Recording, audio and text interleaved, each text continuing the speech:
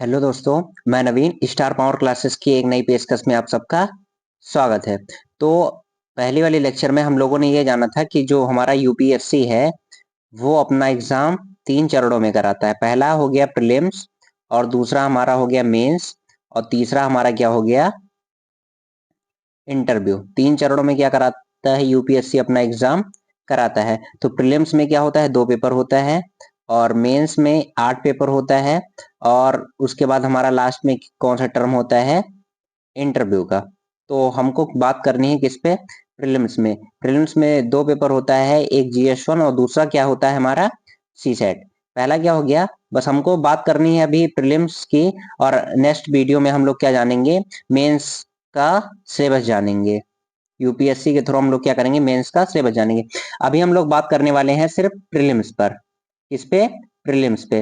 Prelims में हमारा 2 exam होता है, एक हमारा जीएस 1 और दूसरा हमारा क्या होता है, सी सेट। सी सेट को हम लोग जानते हैं सिविल सर्विसेज एप्टीट्यूड टेस्ट होता है। और जीएस 1 की बात करें तो जीएस 1 में आज हम ये जानेंगे कि कौन कौन से टॉपिक से क्या किया जाता है, क्वेश्चन पूछा जाता है, और उस टॉपिक के हम लोग क्या जानेंगे, सब टॉपिक्स को भी क्या करेंगे, इसमें जानेंगे। तो सबसे पहले ये जान लेते हैं कि जो हमारा जीएस 1 है इसमें कितने क्वेश्चन पूछे जाते हैं। तो इसमें क्वेश्चन की संख्या कितनी होती है, 100 क्वेश्चन। और ये कितने नंबर के होते हैं, 100 क्वेश्चन हमारा होता है 200 नंबर का। और हमारा जो हमारा दूसरा टॉपिक है, मतलब दूसरा जो पार्ट है वो है हमारा सी सेट। सी सेट में क्या होता है, 80 क्वेश्चन होता है। ये भी कितने नंबर का होता है, 200 नंबर का। ये सी सेट हमारा क्या है, क्वालिफाइंग है।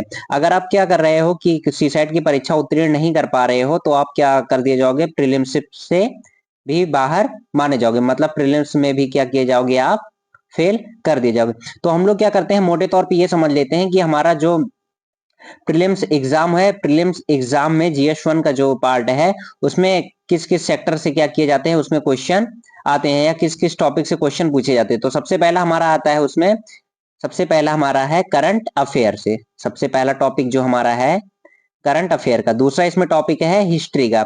तो हिस्ट्री में हमारा तीनों हिस्ट्री आ जाती है, जैसे हमारा एंशियंट हिस्ट्री हमारी हो गई, मेडाइवल हिस्ट्री हो गई, और मॉडर्न इंडिया हो गया। और उसके बाद हमारा क्या आएगा, ज्योग्राफी आएगा। ज्योग्राफी में हमारा कौन कौन सा आएगा, इंडियन ज्योग्राफी हो जाएगा और वर्ल्ड ज्योग्राफी आ जाएगा। इसके बाद 3 टॉपिक ये होने के बाद फिर चौथी टॉपिक है हमारी पॉलिटी। पॉलिटी और कॉन्स्टिट्यूशन। उसके बाद हमारी 5वीं टॉपिक हो जाएगी इकोनॉमी। किस कौन सी टॉपिक हो जाएगी, इकोनॉमी। और उसके बाद इन्वायरमेंट। और लास्ट में क्या होता है, कुछ क्वेश्चन उसमें जुड़े होते हैं किससे, जर्नल साइंस से। तो हम सब क्या करेंगे, आज इन्हीं सब बातों पर क्या करने वाले हैं, चर्चा करने वाले हैं कि हिस्ट्री की कौन कौन सी टॉपिक क्या है, बहुत ज्यादा इंपॉर्टेंट है, और किस किस टॉपिक के सब टॉपिक से हम पढ़ें ताकि हमारा एग्जाम क्या हो जाए, आसानी से हम लोग क्या करें, एग्जाम को क्रैक कर ले। तो बिना समय जाया किए हुए हम लोग अपनी जो आज की लेक्चर है उसमें क्या करते हैं, आगे बढ़ते हैं। तो सबसे पहले आप लोगों को स्क्रीन पे दिख रहा होगा, हम लोग बात करने वाले हैं किस पे, हिस्ट्री में। और हिस्ट्री में हमारा 3 पार्ट होता है।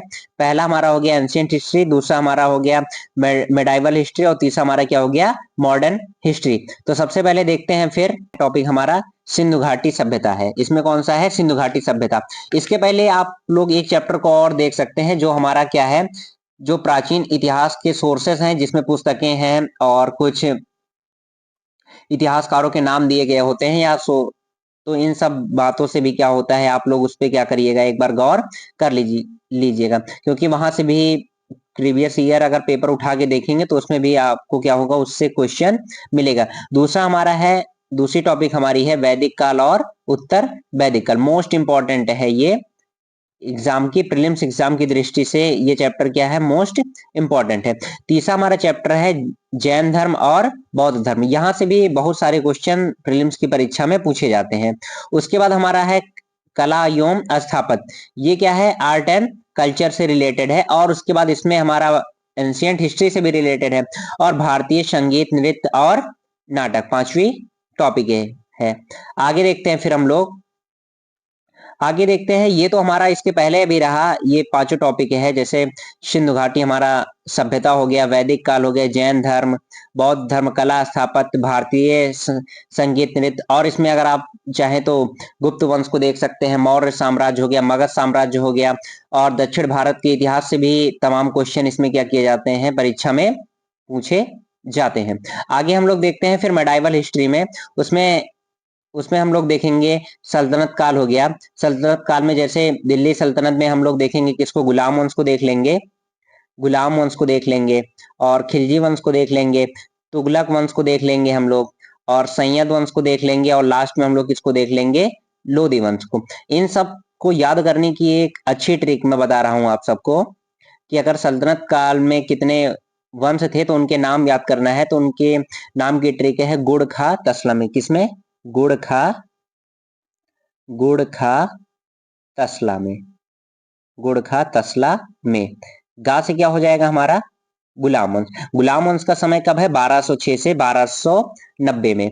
और उसके बाद खिलजी वंश का समय है 1290 से 1320 ईस्वी में। उसके बाद हमारा ता से क्या हो जाएगा, हमारा तुगलक वंश। तुगलक वंश का समय है हमारा 1320 से 1414।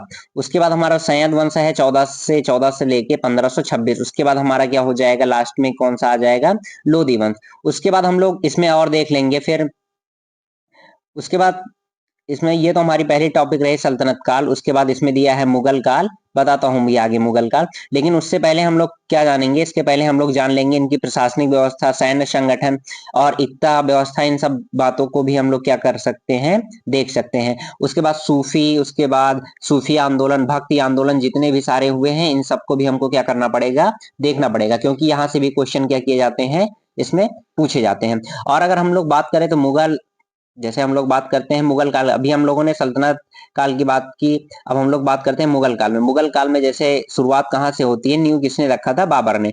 तो बाबर का समय की बात करें तो 1526 से लेके 1530। उसके बाद हुमायूं की बात ऐसे हम लोग करेंगे तो हुमायूं का जो समय है वो 1530 से 1540। फिर उसके बाद ब्रेक होता है बीच में, फिर 1555 से 1556। उसके बाद आगे अगर हम लोग देखते हैं तो आगे उसके बाद कौन आएगा, फिर सूर्यवंश का, जिसमें शेरशाह सूरी होता है 1540 से लेके 1555 तक। कौन होता है, सूर्यवंश का शासक शेरशाह सूरी। उसके बाद फिर कौन आता है, अकबर आता है, हुमायूं का पुत्र अकबर आता है, जिसका अकबर आएगा, कौन आएगा, अकबर आएगा, जिसका समय कब होगा, 1556 से लेके 1605।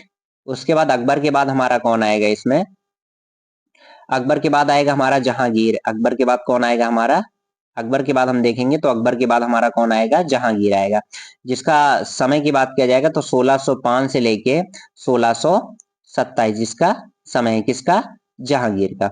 उसके बाद अगर उसके बाद आगे देखा जाएगा फिर शाहजहां आ जाएगा, फिर औरंगजेब आ जाएगा, फिर उसके बाद फिर क्या हो जाता है, धीरे धीरे मुगल साम्राज्य का पतन हो जाएगा। और लेकिन इंपॉर्टेंट बात यह है कि अगर इसमें से क्वेश्चन पूछा जाता है तो मुगलों की जो प्रशासनिक व्यवस्था, जैसे केंद्रीय व्यवस्था, जागीरदार व्यवस्था, इन सब बातों पर भी हम लोगों को क्या करना है, बहुत गौर फरमाना है। उसके बाद फिर देख लेंगे इसमें मराठों का उदय, शिवाजी आ जाएंगे, छत्रपति शिवाजी के बारे में हम लोग क्या करेंगे, आगे देखेंगे। तो ये रहा इतनी टॉपिक जो रही है हमारी, किसकी रही, मध्यकालीन इतिहास की। आगे हम लोग देखते हैं अब फिर आधुनिक भारत में। इसमें क्या है, ब्रिटिश काल की, इसमें पहली टॉपिक जो दे रखी है तो ब्रिटिश काल की प्रशासनिक एवं आर्थिक नीतियां, की ब्रिटिश काल के समय में प्रशासनिक और आर्थिक नीतियां, इन सब बातों में हम क्या करेंगे, चर्चा करेंगे। आगे फिर है इसमें भारत में सामाजिक एवं आर्थिक पुनर्जागरण। फिर देखेंगे राष्ट्रीय आंदोलन, मोस्ट इंपॉर्टेंट चैप्टर ये है, कौन सा, राष्ट्रीय आंदोलन। उसके बाद देखेंगे फिर ब्रिटिश काल के दौरान पारित विभिन्न चार्टर अधिनियम। इनके सबके बाद हम लोग अगर फैक्ट की बात पे जानेंगे तो समाचार पत्रों का विकास कैसे हुआ, और भू बंदोबस्त, फिर उसके बाद महालवाड़ी व्यवस्था, इन सब बातों पर भी हमको क्या करना रहेगा, इसमें चर्चा करनी रहेगी। और जो भारत का राष्ट्रीय आंदोलन है 1885 से लेकर 1919 में, इसी में क्या होता है, राष्ट्रवाद का उदय होता है, बहिष्कार होता है, प्रथम विश्व युद्ध है, होम रूल लीग है, उसके बाद फिर गांधी युग शुरू हो जाता है। ये सब भी क्या करना है आप सबको एक बार देख लेना है, क्योंकि यहाँ से भी क्वेश्चन क्या किए जाते हैं, बहुत पूछे जाते हैं। आगे बढ़ते हैं, और इसमें है पांचवी टॉपिक जो मॉडर्न हिस्ट्री, इसकी पांचवी टॉपिक है, एक वर्ष तक खोजे गए विभिन्न पुरातात्विक स्थल, साक्ष्य और केंद्रीय संस्कृति मंत्रालय द्वारा किए जाने वाले विभिन्न आयोजन। ये क्या है, क्योंकि आप क्या कर रहे हो, यूपीएससी का एग्जाम देना है, यूपीपीएससी का एग्जाम तो देना नहीं है, उसमें स्टेट में क्या होता है, इसमें करंट से जोड़ के क्वेश्चन नहीं पूछा जाता। लेकिन जो हमारा यूपीएससी है वो क्या करता है, करंट से भी जोड़ के इसमें क्वेश्चन क्या करता है, लाके ऐड करता है। ये तो रही बात हिस्ट्री की। हमने जाना इसमें एंशियंट हिस्ट्री जाना, फिर मेडिवल हिस्ट्री जाना, उसके बाद फिर मॉडर्न इंडिया। आगे अब हम लोग देखते हैं किसकी बात करेंगे, हम लोग ज्योग्राफी की बात करेंगे। ज्योग्राफी में देखते हैं, सब भूगोल में देखते हैं, पहले हम देखते हैं इंडियन ज्योग्राफी में। तो इंडियन ज्योग्राफी में देखेंगे भारत के सामान, मतलब भारत के बारे में आपको क्या होनी चाहिए, बेसिक नॉलेज होनी चाहिए। फिर उसके बाद देखेंगे भारत की नदियां और अफवाह प्रतिरूप। उसके बाद देखेंगे फिर भारत की जलवायु, प्राकृतिक वनस्पति, मृदा, मृदा कितने प्रकार की होती है, और भारत में कौन कौन सी वनस्पतियां पाई जाती हैं, और भारत में कौन कौन सी जलवायु है। ये सारी चीजें हम लोग क्या करेंगे, इसमें पढ़ेंगे। आगे फिर है हमारा जलवायु विज्ञान हो गया, उसके बाद लास्ट में है हमारा समुद्र विज्ञान। ये स्टार्टिंग की ये चारों जो टॉपिक हैं, ये क्या है, बहुत इंडियन ज्योग्राफी के अनुसार ये क्या है, बहुत इंपॉर्टेंट है। आगे देखते हैं फिर इन्वायरमेंट और इकोलॉजी। इसमें देखते हैं फिर इन्वायरमेंट और इकोलॉजी में, तो पहला है हमारा इकोलॉजी और इकोसिस्टम। सबसे पहला हम यही जानने का प्रयास करेंगे इसमें परिस्थिति और पारिस्थितिकी तंत्र में क्या समझते हैं। उसके बाद फिर बायोडायवर्सिटी है, फिर उसके बाद क्लाइमेट चेंजिंग है, उसके बाद पर्यावरण से संबंधित अंतरराष्ट्रीय संगठन और समझौते, कौन कौन से संगठन हुए हैं और कौन कौन से समझौते हुए हैं, ये सब क्या करना है आपको। ये सब बहुत क्या है, इन्वायरमेंट की बहुत इंपॉर्टेंट टॉपिक है, तो इसको भी क्या करना है, विशेष ध्यान देना है। आगे देखते हैं फिर इसमें है एक वर्ष के विभिन्न पर्यावरणीय सम्मेलन, मतलब एक वर्ष के अंदर जितने भी पर्यावरण से रिलेटेड सम्मेलन हुए हैं या पर्यावरण के संबंध में सुप्रीम कोर्ट ने मतलब समसामयिक कोई निर्णय दिया है, तो उसको भी क्या करना है, गौर फरमाना है। आगे हम लोग बात करते हैं इंडियन पॉलिटी की, मतलब भारतीय राज्य व्यवस्था की। तो इसमें देखते हैं कौन कौन सा टॉपिक है। इसमें हम लोग देखेंगे कि संविधान की प्रमुख विशेषताएं, सबसे पहले हम यही जानेंगे कि संविधान की प्रमुख विशेषताएं कौन सी हैं, प्रस्तावना जानेंगे और अनुसूचियां जानेंगे। उसके बाद फिर हमारा मूल अधिकार और नीति निर्देशक तत्व, इन पर भी क्या करेंगे, चर्चा। और उसके बाद ये जो हमारा भारतीय संबंध संसद है, ये मोस्ट इंपॉर्टेंट टॉपिक है, किसका, इंडियन पॉलिटी और कॉन्स्टिट्यूशन का, ये क्या है, मोस्ट इंपॉर्टेंट टॉपिक है। उसके बाद न्यायपालिका हो गया, उसके बाद फिर लोक नीति, संवैधानिक जागरूकता एवं आधिकारिक मुद्दे, ये सब क्या है, इंडियन पॉलिटी के टॉपिक्स हैं, जो आपको अगर आप इतना तैयार कर लेते हैं तो आपको प्रीलिम्स की परीक्षा में बहुत ज्यादा सहयोग मिलेगा। आगे और देख लेते हैं इसमें फिर विभिन्न मंत्रालयों एवं विभागों की नीतियां एवं कार्यक्रम, जैसे शिक्षा मंत्रालय के द्वारा या वस्त्र मंत्रालय के द्वारा जो नीतियां चलाई गई या जो कार्यक्रम चलाए गए, उनको सबको क्या करना है, भी ध्यान में रखना है। और आगे है 7वीं टॉपिक है प्रमुख संवैधानिक एवं गैर संवैधानिक निकाय व संस्थाएं।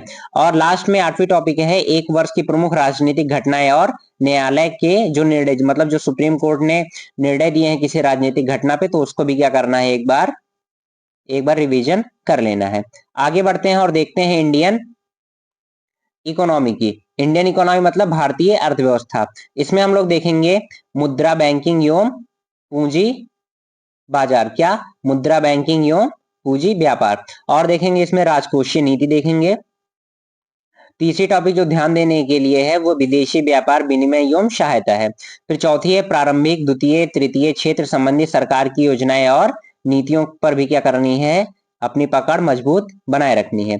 और देखते हैं फिर इसमें एक वर्ष के राष्ट्रीय आय का आकलन हो गया, अंतरराष्ट्रीय एवं राष्ट्रीय आर्थिक संस्थाएं हो गई, समसामयिक आर्थिक घटनाक्रम को भी क्या करना है, ध्यान में रखना है।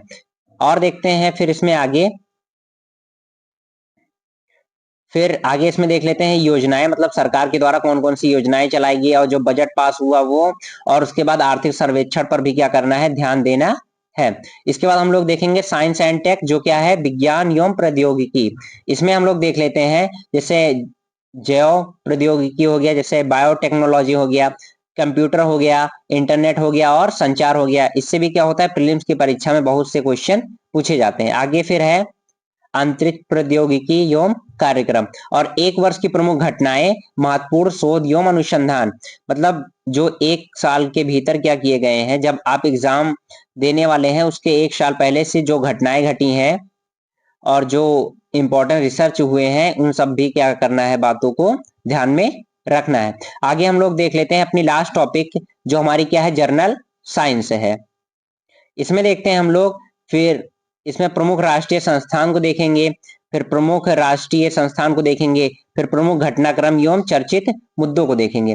और इसमें हम लोग देख लेते हैं, इसमें हमारा जो साइंस है वो 3 सेक्टर से पूछा जाता है। इसमें फिजिक्स पूछा जाएगा, केमिस्ट्री पूछा जाएगा और इसमें क्या पूछा जाएगा, बायो लॉजी पूछा जाएगा। तो आप क्या करेंगे, इसको भी अच्छे से तैयार कर लेंगे। उसके बाद लास्ट में हम लोग देख लेते हैं, फिर हमारा है समसामयिक घटनाएं, मतलब क्या है, जो हमारा करंट अफेयर है, सबसे ज्यादा क्वेश्चन इसमें इसी से पूछा जाता है। इसमें देखेंगे हम लोग आर्थिकी को देखेंगे, राजनैतिक देखेंगे, सामाजिक पहलुओं को देखेंगे और अंतरराष्ट्रीय पहलू को देखने के बाद एक साल के भीतर की जो प्रमुख घटनाएं हैं उन पर भी हम लोग क्या करेंगे, चर्चा कर लेंगे। उम्मीद करता हूं कि आज की वीडियो आप सबको पसंद आई। अगर पसंद आई है तो लाइक शेयर और कमेंट करना ना भूलें। एक बार मैं फिर से बता दे रहा हूं कि जो हमारा प्रीलिम्स एग्जाम है उसमें लगभग 7 या 8 टॉपिकें हैं। उसमें हमारा पहला आ जाएगा करंट अफेयर है, उसके बाद हमारा हिस्ट्री है, हिस्ट्री के बाद हमारा इसमें आ जाएगा जियोग्राफी है, इकोनॉमी है हमारा इसमें, उसके बाद इन्वायरमेंट है, उसके बाद हमारा लास्ट में क्या है, जर्नल साइंस है। आप इतनी टॉपिकों में से सारी टॉपिकों को अच्छे तरीके से कवर कर लेते हैं तो आपको प्रीलिम्स परीक्षा में कोई दिक्कत नहीं होगी। धन्यवाद।